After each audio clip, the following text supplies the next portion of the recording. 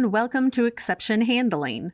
After watching this video, you will be able to explain exception handling, demonstrate the use of exception handling, and understand the basics of exception handling.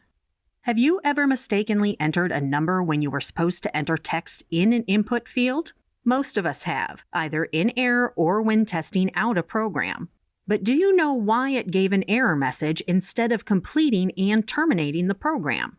In order for the error message to appear, an event was triggered in the background. This event was activated because the program tried to perform a computation on the name entry and realized the entry contained numbers and not letters. By encasing this code in an exception handler, the program knew how to deal with this type of error and was able to output the error message to continue with the program. This is one of many errors that can happen when asking for user input. So let us see how exception handling works. We will first explore the try except statement. This type of statement will first attempt to execute the code in the try block. But if an error occurs, it will kick out and begin searching for the exception that matches the error. Once it finds the correct exception to handle the error, it will then execute that line of code. For example, perhaps you are writing a program that will open and write a file. After starting the program, an error occurred as the data was not able to be read. Because of this error, the program skipped over the code lines under the try statement and went directly to the exception line.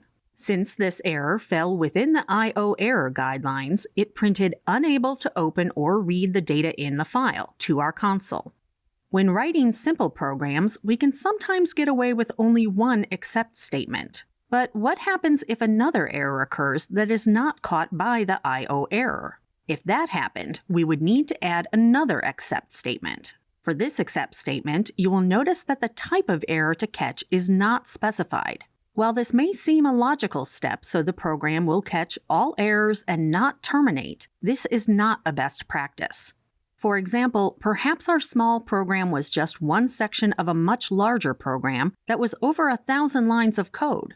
Our task was to debug the program as it kept throwing an error causing a disruption for our users. When investigating the program, you found this error kept appearing. Because this error had no details, you ended up spending hours trying to pinpoint and fix the error. So far in our program, we have defined that an error message should print out if an error occurs, but we do not receive any messages that the program executed properly. This is where we can now add an else statement to give us that notification. By adding this else statement, it will provide us a notification to the console that the file was written successfully.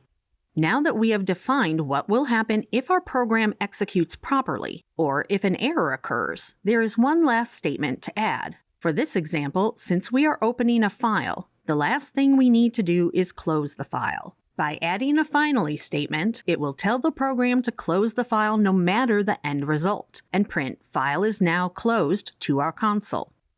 In this video, you learned how to write a try except statement, why it is important to always define errors when creating exceptions, and how to add an else and finally statement.